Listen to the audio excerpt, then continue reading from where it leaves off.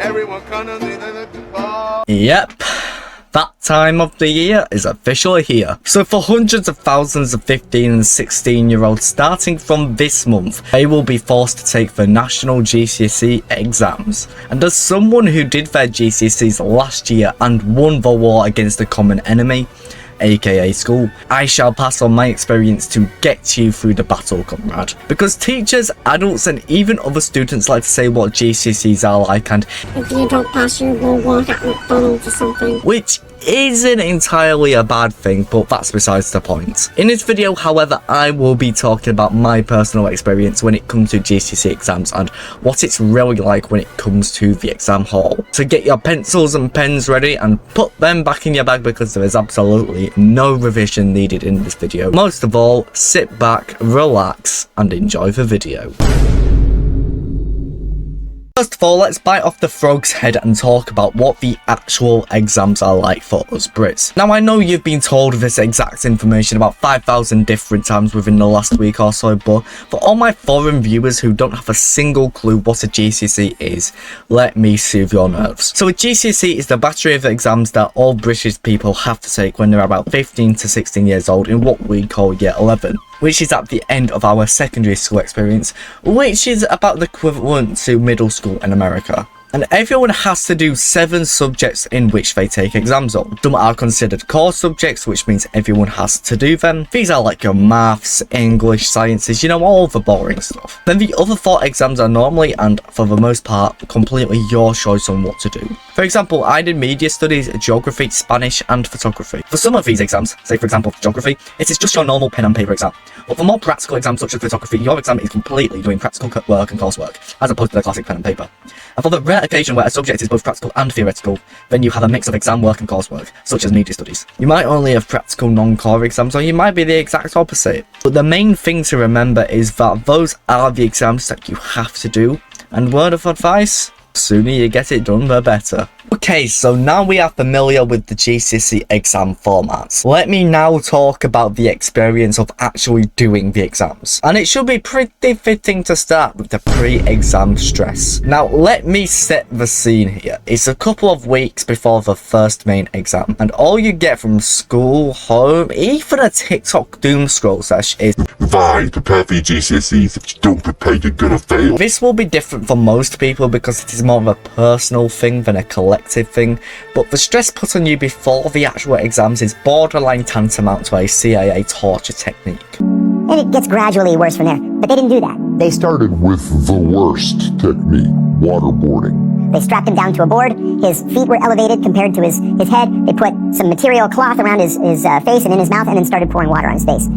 They did this 87 times. To be completely honest, I have completely no idea why the stress is put on students the way they do it, because to be real, the GCSE exams are nowhere near as bad as they make it out to be. Let me get this out here. These exams are not the be-all or end of your life or your future. Are these exams important? Yeah. Should you take them seriously? Probably, in fact definitely. But is it a life or death situation? Absolutely not. You will find that after the exams are over, you will feel more relief that the exam is done compared to feeling regret or added stress after you finish the exam. It's as simple as that. And most of all, on a nerdier side now, if you're stressed out about exams, you're just not going to do as well on the paper. So stressing kids out is completely unnecessary, and just remember that it is your exam and the grade on a paper doesn't define you as a person. Now we have passed the period of worry and stress before the exam, it is time to actually go take the paper. I have absolutely no idea if this happens in the States or other parts in the world, but in the UK you have 2 different places where people can take GCSE exams. First of which being the main exam hall, which of course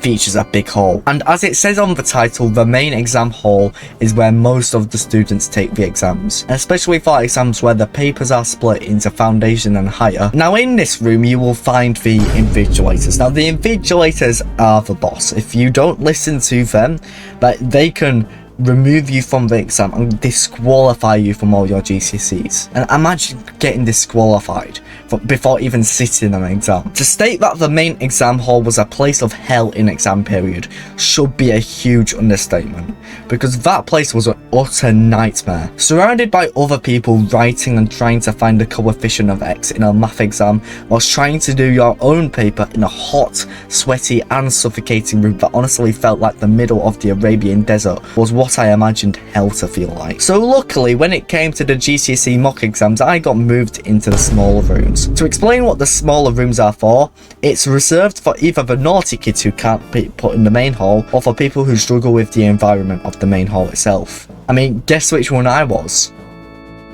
I like to say that the smaller rooms are for the special kids, and you know what, seeing that I was one of them, screw it, I'm gonna call it the special exam room. But the special exam rooms were just a huge breath of fresh air compared to the main hall. Don't get me wrong, it was nothing special, it was just a normal classroom with all the stuff in the classroom blacked out and the same stressful exam paper sat in front of you, but you know what, anything was going to be better than the horrific experience of the main hall.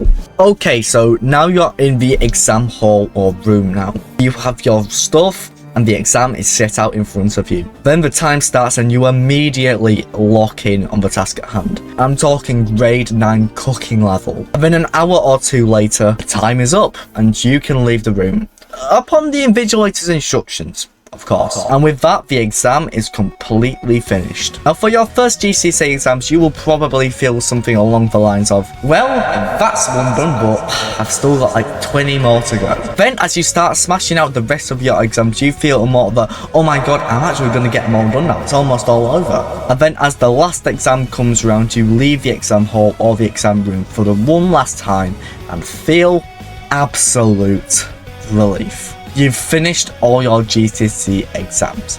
It's over. No more school, no more crappy and most likely radioactive school food, no more horrible maths teacher. Unless you were my maths teacher, you know what? You were really good. Thank you.